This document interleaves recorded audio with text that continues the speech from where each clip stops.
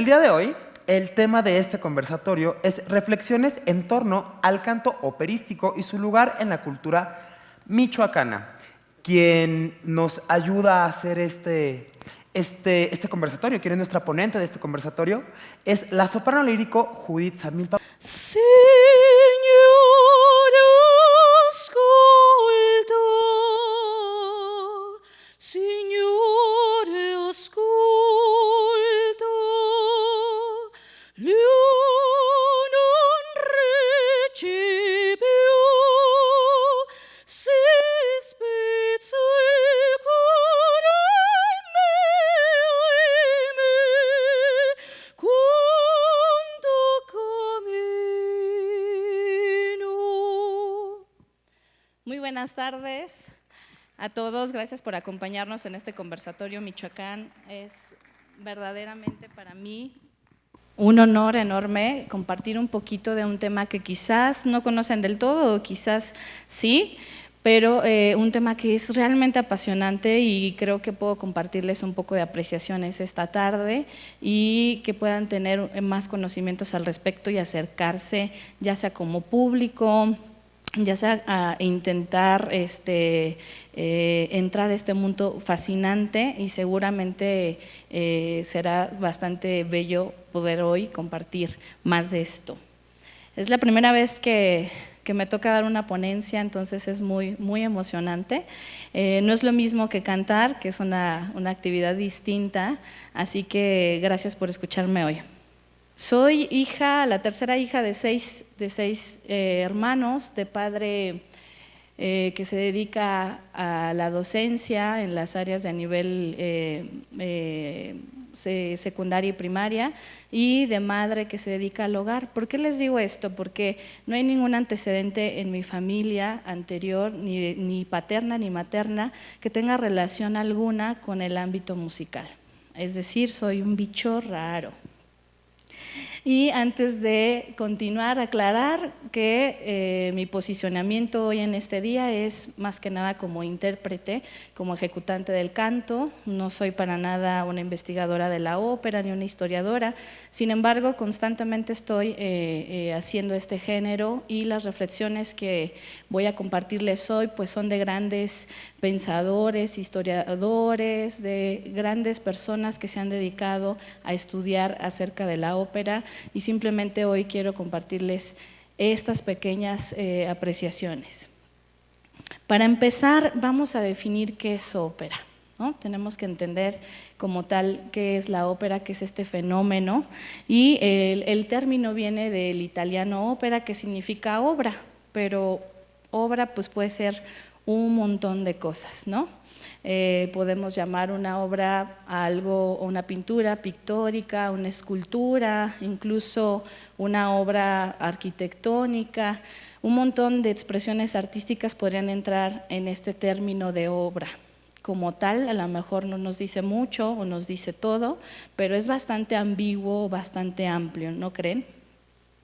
La ópera surge a finales del siglo XVI en un grupo de humanistas con la necesidad de dar énfasis a los textos dramáticos originados en los teatros griegos antiguos. Este grupo de pensadores creían que la música se había corrompido, no sé si eso les parece familiar ahora o no. Pensaban que había que retomar todo lo que el teatro griego hacía anteriormente y querían comunicarlo de una manera más efectiva, y les pareció que por medio de la música y del canto podían lograrlo. Podemos decir entonces que la ópera es el género musical teatral en donde la representación escénica se canta y se acompaña con música instrumental en vivo. Es decir, de manera a lo mejor más coloquial, todos los personajes piensan y hablan cantando melodías. Hay personas a las cuales esto les parece a veces un poco chistoso, un poco curioso, pero para los que estamos ya inmersos en este mundo es realmente apasionante cómo podemos comunicar la palabra y la narrativa de un drama a través de la voz. Algo importante que decir sobre la ópera es que es interdisciplinaria, es decir, que mezcla en sí misma prácticamente todas las manifestaciones artísticas. No solamente la música, sino el teatro, por el drama, ¿no?, que tenemos, el libreto. También incluimos la escenografía, en la cual pues hay muchos elementos relacionados con las artes plásticas, etcétera, la iluminación, y incluye también danza y en ocasiones ballet. Entonces estamos hablando de un espectáculo que no solamente comprende todas las artes en sí mismas, sino que además de eso ya las conjunta de un punto en el cual ninguna puede existir sin la otra, ¿no? Es como si fueran una misma. Hay un historiador importante que dice que la ópera no nació como tal, no es algo nuevo, sino es el arte en sí mismo, todo el arte en sí mismo. Existen diferentes líneas de investigación para comprender un poquito la ópera a través del tiempo y la influencia que ha tenido en el mundo, en cada momento histórico y social. Algunas ocasiones los compositores tomaban temas ya preconcebidos, temas que ya conocían, que tenían algún antecedente, o directamente fueron inspiradas por el espíritu de una nueva idea o de una situación social. Y hoy voy a citar a un estudioso que es Daniel Martínez Sanz. Él hace un análisis muy profundo, que les invito a que lo revisen si les interesa más el tema, acerca de la ópera como un fenómeno, y menciona varias pluralidades de enfoque para que podamos entenderlo desde diferentes perspectivas. Uno, por ejemplo, es el romántico, en el que dice una obra se remite a una historia del pasado o del futuro, entonces tiene este tinte romántico de diferentes historias que ya estaban escritas antes o que el compositor hizo exclusivamente para esta obra. Podemos verlo como un enfoque nostálgico también, en donde se entiende la ópera como una reaparición de lo que mencionábamos, del teatro griego, o alquímico, porque representa sus dramas y es una verdadera fusión de las artes. Es esta añoranza de lo que ya no tenemos del teatro griego, pero que podemos seguir representando. Habla también de un enfoque espiritual o vitalista, como expresión máxima de la vida, suprasensible, lleno de emociones, de sentimientos, apasionante. O un enfoque local, al cual tiene que ver con todas las ideas nacionales, ya sean particulares o populistas, que se generan en torno a este fenómeno. Muchas veces en la ópera hay críticas fuertemente sociales, políticas, posturas idealistas. Entonces este es otro aspecto que con el que podemos definir a la ópera. Y uno que va más allá, que es el metafísico, que convierte a la ópera en una realidad espiritual suprema. A mí me encantan los más poéticos, los más espirituales. Sin embargo, la ópera tiene en muchos de los casos todos estos enfoques dentro de, ¿no? También se puede estudiar solamente como fenómeno histórico, y no nada más encontramos raíces de la ópera en la antigua Grecia, sino además en la ópera china, por ejemplo, en Japón, en India, incluso en las culturas precolombinas, lo cual es sumamente interesante. Hay una especialista en ópera a quien envío un saludo, con la que de repente he estudiado estos temas, la doctora Anit Negrete, que nos dice que en la cultura maya había coros sacerdotales que interactuaban con un solista, y por ejemplo en la cultura náhuatl existía canto con poesía y acción dramática. Es decir, siempre ha existido una necesidad inherente al ser humano de combinar la palabra con la música, en este caso con el canto, desde diferentes puntos de vista y desde diferentes momentos históricos. Podemos estudiarla desde la crítica literaria, desde la musicología, que es la rama que investiga todo lo referente a la historia en la música, la sociología, las formas de producción y las formas de recepción, es decir, esto que hicieron ustedes hoy al escucharme, qué les generó estéticamente el hecho de escucharme cantar un poco de ópera. Cada arquetipo y cada referente cambia en el tiempo, en cada periodo que vamos teniendo a lo largo de más o menos cuatro siglos que tiene la ópera, ¿no? Vamos a revisar un poco de su estructura. Quiero comentarles esto, porque muchas veces cuando nos acercamos al teatro, cuando vamos decimos, no entiendo esta forma musical o no sé de qué va, no puedo comprender lo que está sucediendo. Entonces, esta pequeña guía que les doy hoy, espero que les ayude a entender un poco más su estructura. En cuanto a lo literario, está estructurado el libreto por actos, escenas y en ocasiones por cuadros.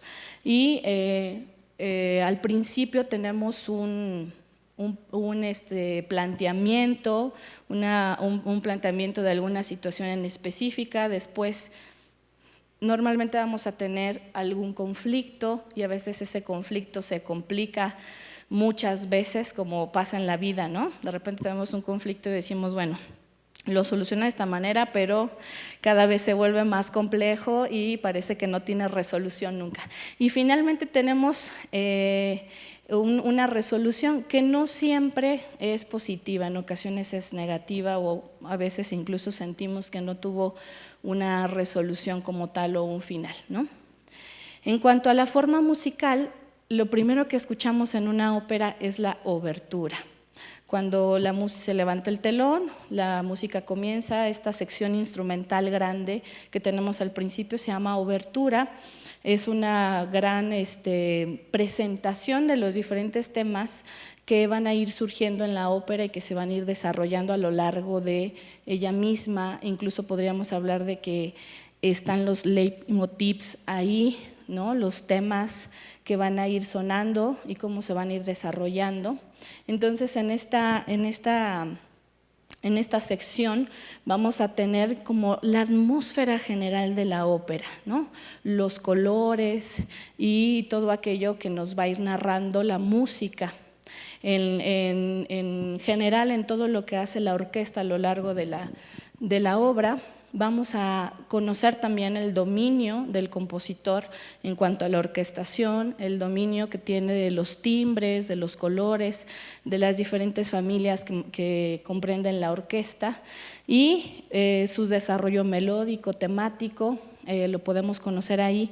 La mayoría de las veces la orquesta no solamente acompaña y genera una atmósfera, muchas veces es el subconsciente emotivo de los personajes mismos. A veces un personaje nos está diciendo algo en su narrativa vocal, en lo que está diciendo, pero la orquesta nos dice otra cosa de repente, ¿no?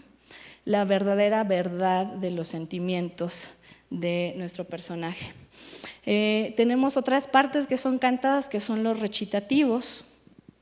Los recitativos sucede toda la acción de los personajes, es donde tenemos todos los diálogos y todo lo que interactuamos de las diferentes situaciones por las cuales van pasando los personajes.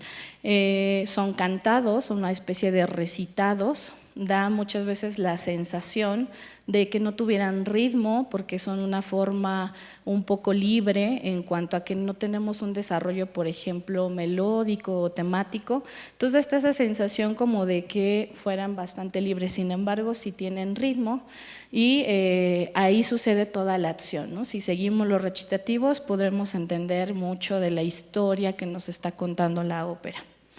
Luego tenemos las arias. Las arias podría decir yo que son el alma de la ópera quizás, ¿no? Ese momento en el cual los personajes no nada más llegan a lo profundo de la acción dramática, sino sobre todo a lo profundo de las emociones, de lo que van sintiendo, de lo que tienen que expresarnos o comunicarnos. Las arias, musicalmente hablando, son de formas muy, muy variadas, que tienen que ver con el estilo de cada compositor o de cada periodo. En general es una forma muy melódica, pueden ser cortitas o pueden ser muy largas, y normalmente aquí es donde vamos a escuchar el despliegue vocal del cantante, el despliegue de virtuosismo, de todo lo que puede hacer un cantante, ¿no? Aparte de todo lo que nos puede comunicar. Entonces, las arias es esta canción, esta pieza por la que pagamos para ir al teatro y sentarnos. A veces vamos y decimos, quiero escuchar a esta aria, y entonces estamos todo el rato esperando a que suceda ese momento, ¿no? En el cual se eclipsa todo emotivamente. Es normalmente lo que memorizamos cuando escuchamos ópera, normalmente es lo que se nos queda grabado auditivamente.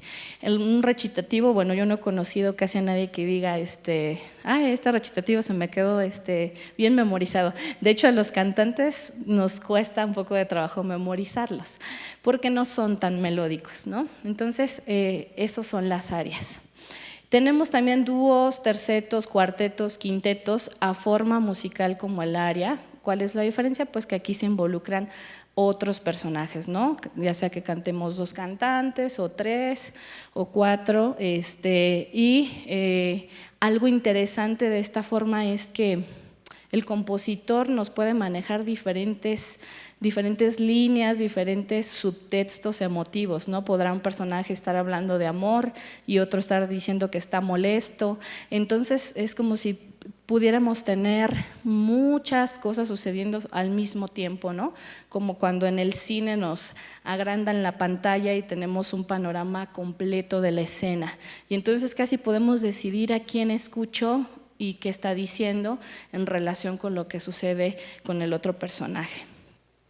También tenemos al coro, los coros. A veces me dicen, bueno, pues el coro, ¿cómo qué hace? Bueno, pues el coro es muy importante en la ópera porque el coro es todo un personaje en sí mismo y normalmente nos da la ambientación del pueblo, nos genera también sentir pues que estamos en un lugar en específico, ¿no? Entonces es un personaje que tiene siempre mucha vida y mucho peso escénico. Entre los actos, normalmente al inicio de los actos tenemos los intermezzos, que son partes también instrumentales, pero más pequeñas o más simples que la obertura. Y finalmente, después de que veamos si va a tener resolución o no el conflicto, pues tenemos un final instrumental. Eso en cuanto a la música. Muy bien, ahora vamos a ver de qué temas trata la ópera. Bueno, pues la ópera trata prácticamente y puede tratar prácticamente de cualquier tema. Quejas, alegría, desventura, aventura amorosa, fama, honor, heroísmo, amistad, amor materno, amor filial, amor conyugal, poder, muerte, sobre todo trata mucho de la muerte y del amor, de la realidad, de la fantasía, de lo inverosímil y de la moral, de algún hecho histórico, etcétera, etcétera, etcétera. Cualquier situación prácticamente de la vida humana puede ser una ópera y cualquier historia que tengas tú, que tenga planteamiento, conflicto y una resolución, podría ser una ópera si quisieras componerla. En pocas palabras, todo lo que sucede en cuanto a la temática nos conduce a un mundo muchas veces también del inconsciente. Hay cosas en la ópera que son aparentemente superficiales, temas que son aparentemente superficiales, pero muchas veces tenemos mensajes ocultos ahí, cosas muy particulares de los personajes o de las situaciones sociales que estamos narrando. Decía por ahí un estudioso que es una exaltación de las pasiones humanas, de los afectos. Por lo tanto, por esta razón, yo creo que es de todos y para todos. Que no suene a speech político, esto sí. Despierta o mueve emociones e ideas en virtud de una serie de cualidades retóricas. ¿A qué me refiero con esto? Bueno, Como tal vamos a tener diferentes estilos en la música, diferentes características, pero que siempre van a estar hablando sobre los afectos y las ideas determinadas. Refleja, como les había dicho hace un momento, muchas de las ocasiones, cómo está la sociedad en el momento o el poder. Y es muy importante decir que no es para unos cuantos. La ópera, desde su nacimiento, lograba en el teatro conjuntar a todas las clases sociales. Era el sitio ideal en el cual todos podían reunirse y tener una cita prácticamente de cualquier tipo, literalmente de cualquier tipo, y era el espectáculo más importante, ¿no? A veces pensamos que porque es en un teatro, pues no podemos tener a lo mejor suficiente acceso a eso. Pero la verdad es que tenemos que cambiar mucho esa visión. La ópera habla de todos nosotros, de todo lo que sentimos y lo que vivimos cotidianamente. Entonces podemos acceder a ella porque habla del ser humano. Otro autor dice, habla de mundos invisibles, suprasensoriales, en los que una cultura señala en el mundo su ubicación y la de los individuos que la constituyen, y por eso es tan nuestra como queramos, ¿no? Esta frase me gustó bastante. Muy bien, ahora quisiera hablarles rápidamente de los géneros operísticos. Dentro de la ópera como macroestructura musical existen varios subgéneros. No los voy a tocar todos hoy, es un tema de conversación quizás más amplio y más especializado, pero me gustaría que entendieran un poquito esto para cuando vayan al teatro vayan ubicando algunas cosas, ¿no? Está, por ejemplo, la tragicomedia, que simboliza la realidad. Normalmente en estas óperas vemos el viaje iniciático de algún personaje para resolver un problema o un bien mayor. Por ejemplo, tenemos la flauta mágica de Mozart, ¿no? Como ejemplo, o Turandot de Puccini, ¿no? Entonces vemos a un personaje que necesita ir a resolver un viaje. Tenemos, por ejemplo, la ópera seria, en el cual ubicamos que es un melodrama de final feliz o un melodrama romántico. Este es muy parecido a las telenovelas, por ejemplo, ¿no? Estas historias románticas de si va a poder o no la pareja estar junta y ser feliz y realizar su amor, si ella tiene que morir por alguna enfermedad o si la familia se lo permite o no, etcétera. Son de las que más gustan porque nos gusta mucho el tema del amor a los seres humanos, ¿no? Tenemos también a la ópera bufa, por ejemplo, donde se ridiculiza algún vicio o se pretende dar alguna moraleja social. No es necesariamente cómica, pero sí se busca mostrar todo aquello que incomoda, ¿no? Eso que decimos, creo que esto está mal y creo que esto lo tengo que exponer en sociedad y que todos nos burlemos de ello, y hay un subtexto, no hay un castigo ahí al final. Eso se relaciona también mucho con nuestra cultura, porque nos gusta reírnos mucho a veces de lo negativo, ¿no? Los mexicanos somos un poco así, hacemos meme de todo, hasta de las desgracias ajenas. Entonces, esto ha sido siempre. Tenemos, por ejemplo, la Grande Ópera, que se dio en Francia, de temas históricos, que incluye ballet, son óperas muy largas, de hasta 5 actos y con muchos personajes. O la farsa, por ejemplo, que es satírica, también no necesariamente cómica. En fin, podemos tener un montón de subgéneros. Ya a los que nos apasiona mucho este tema, yo los invito a que ustedes conozcan un poco más. Podemos ir reconociéndolos y así decir, bueno, a mí me gustan estas óperas porque tocan estos temas, ¿no? Y esas son a las que voy a ir a ver. Y bueno, ahora quiero hablarles de la voz humana, que es prácticamente a lo que sí me dedico, que es a cantar y sobre todo a enseñar, algo que me apasiona muchísimo. Y quiero hablarles un poquito sobre lo referente a la voz en la ópera.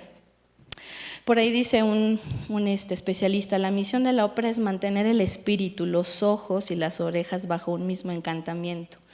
Y yo creo que lo que logra eclipsar todo esto es la voz humana. Otro decía que como en Orfeo, la famosa historia de Orfeo, la misión de la voz es la de revivir a los muertos, ¿no?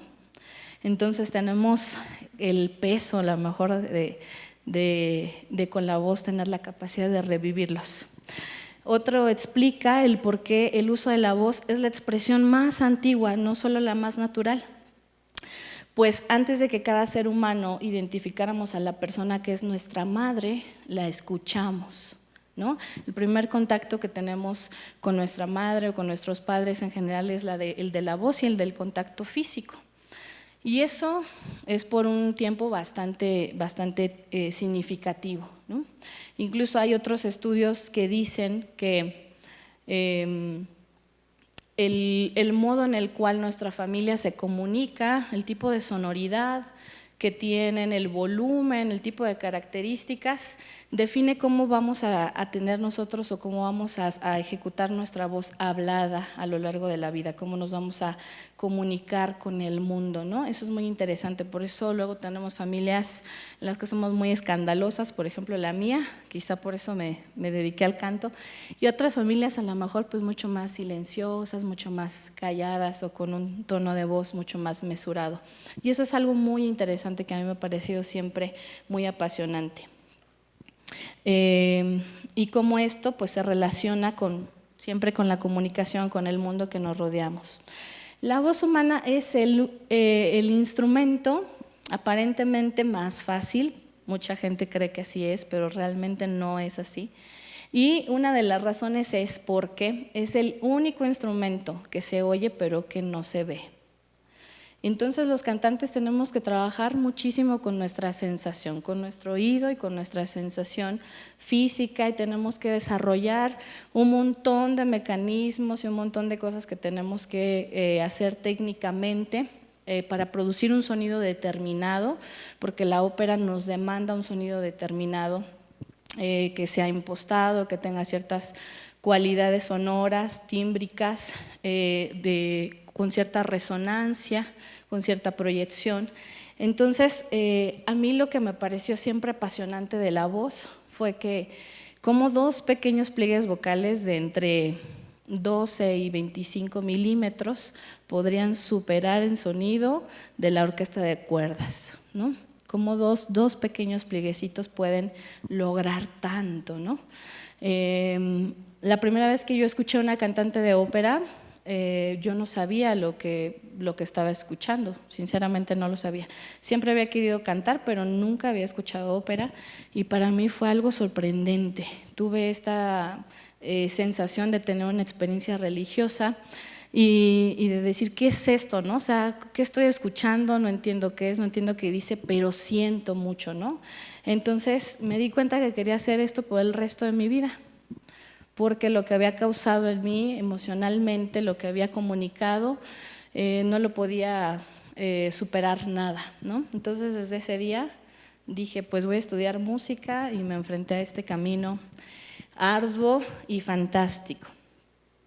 Además, la ópera, además de exigir un sonido determinado, y mucho se ha hablado de si requiere o no tener, por ejemplo, un talento por natura, sobre todo requiere muchísima disciplina. Es un instrumento que requiere disciplina, constancia, muchas repeticiones, mucha paciencia. El cantante es prácticamente un deportista de alto rendimiento, porque requiere tener un estilo de vida saludable, sin excesos de descanso, y cuidando siempre el instrumento con la ayuda del maestro, del coach vocal, para que esta voz le dure lo más que pueda, sana, y en un momento irremediablemente tenga que dejar de cantar, porque el paso del tiempo pues haga que la voz envejezca y pierda ciertas cualidades sonoras, ¿no?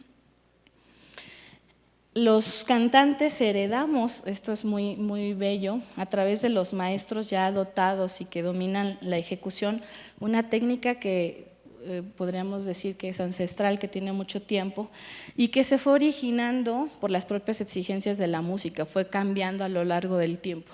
Una de las características, por ejemplo, por las que fue cambiando fue por que la orquesta de cuerdas fue cada vez más grande, ¿no? Al principio teníamos ensambles muy pequeños de cámara o cuartetos, quintetos, entonces el cantante no tenía a lo mejor que tener tantas exigencias en cuanto al volumen y la resonancia. Sin embargo, con el paso del tiempo las orquestas se fueron haciendo más grandes y más complejas, entonces se fueron demandando más voces con cierta proyección y cierto volumen. Y estas exigencias que la música misma fue generando, define a las voces en diferentes tesituras, es decir, en diferentes tipos de voces, con características particulares técnicas muy específicas, estilísticas. En cuanto a la clasificación, tenemos una clasificación que es meramente, por así decirlo, simple o general, y luego tenemos una subclasificación que es mucho más compleja, que tiene que ver con el color de la voz y con todas las posibilidades técnicas que puede hacer específicamente un cantante, y esto le demanda también un área de especialización en el repertorio, es decir, no todos los cantantes podemos cantar todos los roles, ni todas las óperas, ni todos los géneros, y esto es interesante de decirlo porque a veces piensan que somos una rocola andante, pero la verdad es que incluso en la ópera nos especializamos en un repertorio que tiene que ver con el tipo de voz que poseemos cada uno. La voz es como la huella digital, única e irrepetible, y por ello la importancia de que cada uno de nosotros cantemos. Muy bien, pues ya me voy acercando un poco al final. Ahora, cuando elegí este tema, después ya me di cuenta que lo centré mucho más en lo que es la ópera, pero quiero hablarles un poco sobre la relación que encuentro yo con la cultura de nuestro estado y en este caso de nuestra ciudad. Morelia ya sabemos que es ciudad creativa de la música por la UNESCO y posee una historia importante musical, ¿no? Tenemos música con archivos históricos que todavía no se ha analizado suficientemente porque demandamos cada vez más historiadores de la música, todavía no hay suficientes. Y no nada más tenemos una gran historia musical, sino también mucha historia sobre ejecutantes destacados. Por mencionar algunos, incluso aquí está una colega muy destacada el día de hoy, a la cual la saludo, Lili, y muchos otros que tenemos en la ciudad que han puesto en alto el nombre de nuestro estado y en el país y en el extranjero, ¿no? Entonces, no sé si lo sabían o no, pero en general México exporta muchos más cantantes de ópera que futbolistas, dado que somos un país, un semillero de voces dotadas de talento, de colores enigmáticos, de expresividad, de fuerza. La ópera mexicana, hablar un poquito de eso, tiene una historia aproximadamente de 300 años, más antigua que otros géneros que consideramos auténticamente mexicanos. Por ahí la misma doctora que mencionaba hace rato ha hecho investigaciones al respecto. Tenemos muchos compositores ya nacidos en la Nueva España que hicieron ópera desde el principio, y tenemos muchos más compositores a la fecha. De hecho, ahorita en el siglo XIX se compone mucho más, a partir del siglo XIX se compone mucha más ópera que otro género. Tenemos mucha representación de ópera mexicana que debemos hacer, lo digo por mí misma, ¿no? Que tenemos que darle un lugar en el quehacer cotidiano musical. Y yo pienso que la ópera no se pelea con ningún otro género, se ha ganado por sí sola un lugar en la historia de todos y seguirá prevaleciendo en el tiempo. Actualmente en esta ciudad fácilmente hay unos 100 cantantes de ópera. Lo digo sinceramente, no he hecho un estudio concienzudo al respecto, pero por estar inmersa en el ambiente entre profesionales y estudiantes, podríamos fácilmente tener más o menos 100 cantantes de ópera. ávidos de realizar su ejecución y sobre todo de un público que se sensibilice con las emociones de esta expresión. Y es por eso que estoy aquí este día compartiéndoles un poco sobre esto para que ustedes que nos ven desde casa o desde las redes puedan entender más este género y nos acompañen. Voy a leerles una frase que por ahí me compartió una alumna, no es de ella, es de un estudioso de la ópera francés, de Roland, que dice: ópera, extraordinaria obra de arte que se esfuerza por plasmar no solo la apariencia poética de la vida, sino la vida misma, el hombre completo, yo diría el ser humano, el árbol con sus raíces, el mundo de las pasiones y los sentimientos oscuros, no como la razón los encuentra y clasifica desecados por el análisis, sino vivos, palpitantes en el corazón mismo de la acción.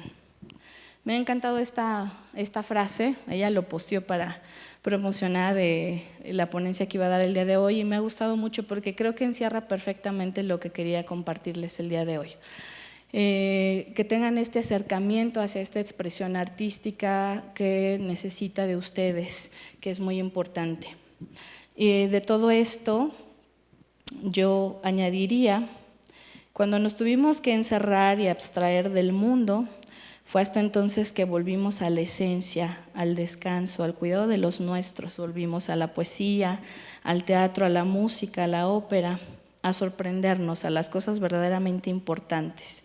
No pienses que la ópera no es para ti, hay mucho de ti que puede conectar con las cosas del alma. Date una oportunidad. Si yo pude hacerlo, tú también puedes hacerlo. La ópera no es elitista, no es para gente sola de una determinada clase social o acomodada. La ópera es para el ser humano, ese que es capaz de emocionarse y de volver a soñar, ese que es amante de lo efímero. Y ya casi estoy cerrando. Comencé hablándoles un poquito sobre mí para que supieran que no tenía ningún antecedente al respecto y sin embargo he podido desarrollar una carrera bastante digna en este medio. Estoy muy agradecida de poder compartirles hoy sobre un poco de lo que es la ópera, para que se acerquen a ella, para que la conozcan más y deseo que les haya gustado mucho la charla de hoy. Yo había escuchado o se tiene la teoría de que las mejores voces vienen en cuerpos robustos, ¿o no? ¿O sí? Ah, ok, es un gran tema. Y yo. Antes existía la idea así muy marcada de que las cantantes de ópera, y sobre todo en femenino, porque nunca se hablaba como tal de los hombres, pero las cantantes, entre más subidas de peso, mejor cantaban. Yo creo que no tiene relación alguna directa. Ajá. Tenemos cantantes que tienen otro tipo de peso o de físico que perfectamente realizan la actividad sin ninguna cuestión así particular. Sin embargo, todo lo que tiene que ver con nuestra constitución fisiológica, pero eso no nada más está relacionado al peso, sino sobre todo, por ejemplo, el tamaño de cara que tú tienes, ¿no? O sea, de tus mandíbulas, de tu nariz, toda tu constitución física va a generar un sonido determinado. Entonces, no tiene específicamente que ver con eso. Hay quienes dicen que sí, que los cantantes, por ejemplo, que tienen un peso mayor, pues tienen mucha más resonancia o proyección. Yo no lo creo del todo, o sea, yo creo que tiene que ver como tal con las características fisiológicas, incluso óseas, ¿no? Okay. Entonces, pues es todo un tema. Ahorita, actualmente en los teatros, por ejemplo, sí se ve muy marcadamente una tendencia hacia los cuerpos delgados y una exigencia hacia los cuerpos delgados. Mucho también se ha hablado de eso, pues de que incluso a veces es un poco discriminatorio, porque ahorita ya está más bien como esta moda, no en todos los teatros, no en todas las ciudades. Sin embargo, sí se requiere tener ciertas cualidades físicas, pues que impliquen que desarrolles una actividad física pesada, ¿no? Como la de un deportista, ¿no? Y todo lo escénico es realmente muy cansado. Y aparte es muy demandante, pero yo podría seguir por horas y horas, pero más bien acá tenemos preguntas en sala. Hola, maestra Samilpa, ¿cómo está? Damián González, abogado. Quiero preguntarle si un cantante nace o se hace y qué cuidados debe tener. Ok, pues está un poquito relacionado a lo que preguntaba Irán. Para mí tiene que tener ciertas cualidades vocales, no necesariamente se nace, hay voces que con mucho trabajo arduo desarrollan una técnica muy importante, entonces yo estoy como 50-50 en ese sentido, o sea, no creo necesariamente que nazca necesariamente. Bueno, pues los cuidados de la voz van desde una técnica respiratoria saludable, es decir, una inspiración por la nariz, obviamente una vida saludable, hidratada, cuidar el volumen con el que tenemos que hablar, muchas cuestiones ya muy particulares de la persona, por ejemplo, en cuanto a lo que te puede hacer daño, ¿no? Que si el picante, que si los lácteos, dormir bien es muy importante, por ejemplo, ¿no? Para no cansarte en general, no lastimarte, sobre todo tener un maestro de técnica que sea bueno, que te guíe de una manera saludable y acorde a tu edad y a las condiciones de tu proceso. No fumar, en general el alcohol tampoco es bueno, etcétera, etcétera. Hay muchas cosas que tienen que ver sobre todo con el estilo de vida y de alimentación. Buenas tardes, maestra Judith Samilpa. Soy José Orozco y soy entrenador profesional personalizado. De acuerdo a las diferentes tesituras de la voz, quisiera saber qué longevidad tendrán cada una de ellas. Ok, pues es una pregunta muy interesante. Pues es difícil decir con exactitud un número, una edad determinada. Depende mucho de las condiciones físicas y sobre todo de salud que haya tenido el cantante a lo largo de su vida. Depende bastante de eso. En general, la pérdida de las condiciones vocales se va dando por situaciones hormonales que se generan con el paso del tiempo, porque los pliegues vocales con el tiempo pierden elasticidad, se vuelven un poquito flácidos. Entonces eso digamos que es parte de la naturaleza de nuestro cuerpo, entonces es difícil como decir una edad en específico.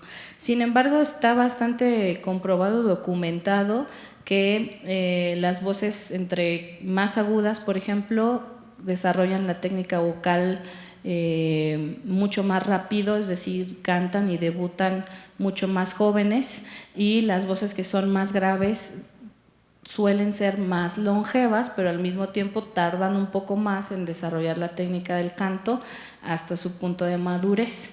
Entonces podríamos decir que las voces agudas somos las que tenemos menos tiempo de vida saludable vocal, y las voces graves tienen un poco más. Alrededor, por ejemplo, de los 50 o 55 años, una soprano pues ya está como que en un momento culminando un poco, ¿no? su periodo de voz. Y una voz grave como la tuya, por ejemplo, pues tiene mucho más posibilidad, ¿no? A lo mejor 60 y algo, pero es muy relativo. Se han dado casos también bastante raros, extraños, por así decir, y en el cual personas de 80, 90 años de repente están cantando con una voz aparentemente muy jovial, ¿no? Ahí en YouTube, por ejemplo, hay una soprano italiana fascinante, ¿no? Con una voz muy, muy joven. Entonces no hay como tal un tiempo determinado, pero más o menos así se van desarrollando.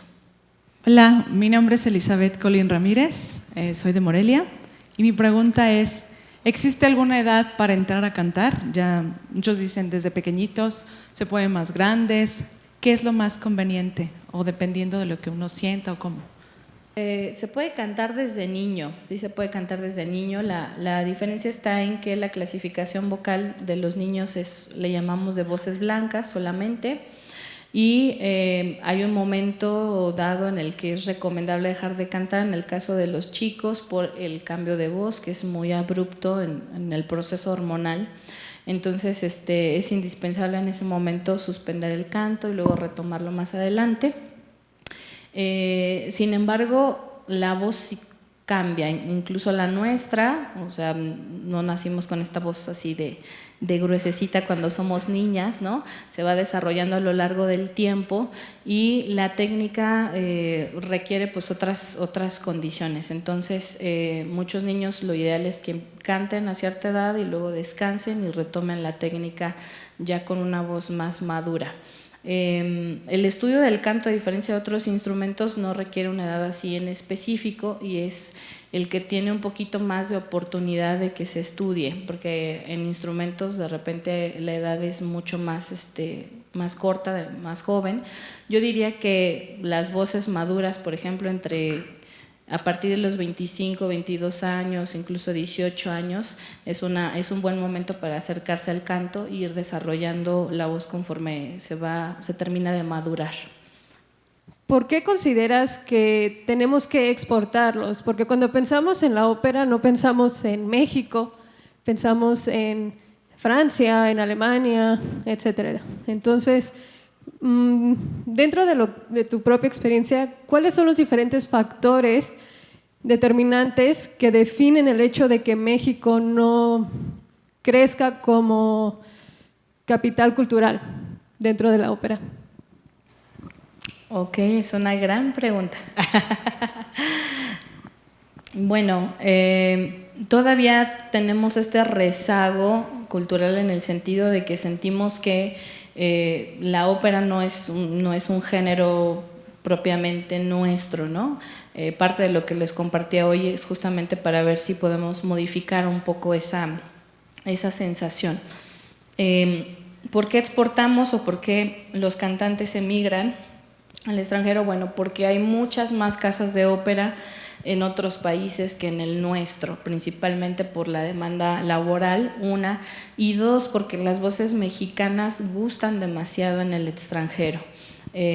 Son colores que les parecen muy bellos, y en algunos países de repente por las condiciones fisiológicas determinadas de cada persona, de repente no tienen suficiente, por ejemplo, voces de algún tipo, ¿no? Pero sobre todo es por eso, porque hay muchas más oportunidades laborales en cuanto al número de casas de ópera que hay en el extranjero.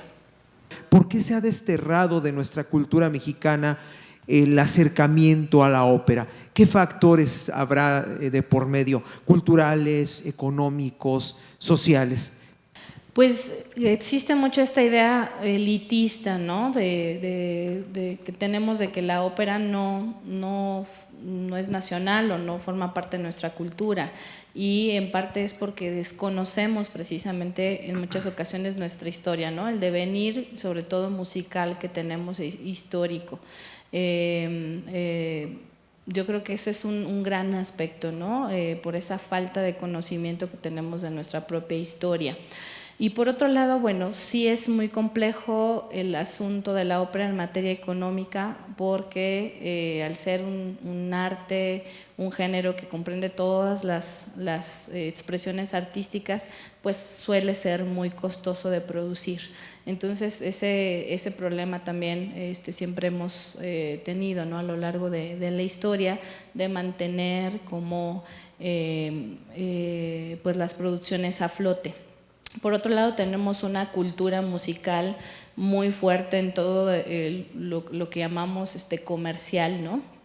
En lo cual se le invierte muchísimo dinero o recurso para comunicar estos géneros, y en ese sentido pues nosotros no llegamos a ese nivel, a lo mejor, de comunicación de lo que hacemos, ¿no? Ojalá que fuera cambiando con el tiempo. ¿Cómo es que influye la ópera en los jóvenes de ahorita? Porque sabemos que los jóvenes ya no tenemos buen gusto musical, como dicen por ahí. Entonces, ¿cómo es que cuando a tus clases llega un joven, cómo es que influye la ópera en ese joven? Bueno, sí, hay una estética ya muy particular, ¿no? En los chicos que se interesan por este género. ¿Cómo veo yo que ha influido positivamente? Bueno, pues a mí me pasa mucho que me buscan en un principio a tomar clases de canto de cualquier género, y ya estando ahí trabajando la técnica, conociendo el instrumento, sobre todo dándose cuenta que esta técnica sí desarrolla posibilidades vocales y sobre todo mantiene la voz sana, se empiezan a ir apasionando un poco más sobre el tema y la mayoría de las veces y de los casos les gusta ya cuando conocen el género, lo que puede hacer la voz, conocen como tal lo que implica estar en un escenario y desarrollar escénicamente la ópera. Entonces sí he visto mucho esa transformación o ese cambio de paradigma sonoro que tienen ahora. Cuando ya tienen este acercamiento, ¿no? Normalmente no sucede porque no lo conocen, ¿no? No lo han escuchado a lo mejor y pues les parece que no tiene que ver con ellos, pero ya con este acercamiento sí se logra. ¿De qué manera tú crees que la ópera deba de cambiar, deban de generarse unas producciones de óperas del siglo pasado, por ejemplo, y adecuarse a la actualidad, o piensas que eso es un error y que lo mejor sería producir nueva ópera, generar nueva ópera? Yo pienso que la ópera siempre habla del momento y de la sociedad en la cual estamos y habitamos, ¿no? Si nos vamos al libreto original de un compositor, pues ese compositor nos pide determinadas características, ¿no? Nos pide que se desarrolle en cierta época, con ciertas cualidades, etcétera. Sin embargo, yo creo que la ópera le debe hablar al espectador actual, ¿no? Al que está sentado aquí y le tiene que hablar lo más acercado a su idioma, a lo que conoce, para que también el mensaje sea mucho más directo. Hay muchos estudiosos en el ámbito que dicen que no, porque estamos maltratando de alguna manera la obra que el compositor planeó de una manera determinada. Sin embargo, el compositor dejó esa obra escrita en papel para que hiciéramos prácticamente lo que pudiéramos, y yo creo que lo más importante es habitarla, ¿no? Darle vida y que realmente pueda llegar al espectador. Entonces, yo no estoy cerrada a que la ópera cambie, se modernice, no estoy cerrada a que eso suceda. Creo que tenemos que abrir un poco más la mente en cuanto a eso. Judith, nos vamos a levantar para poder entregarte este significativo reconocimiento, así como un saludo del director general del Sistema Michoacano de Radio y Televisión. Muchísimas gracias, regálenme un aplauso, por favor. Muchísimas gracias. Gracias por estar acá, gracias por compartirnos tu arte. Amigos del Sistema Michoacano de Radio y Televisión, nos vemos en una siguiente emisión de Los Conversatorios Michoacán. Recuerden, hay que interesarnos un poco por lo que estamos haciendo, por lo que está haciendo la gente, porque como bien lo comentaba Judith, Michoacán es un semillero de talentos. Nos vemos en la siguiente emisión. Yo soy Irán Vázquez, para mí es un placer acompañarles en cada edición de Conversatorios Michoacán. Hasta la próxima.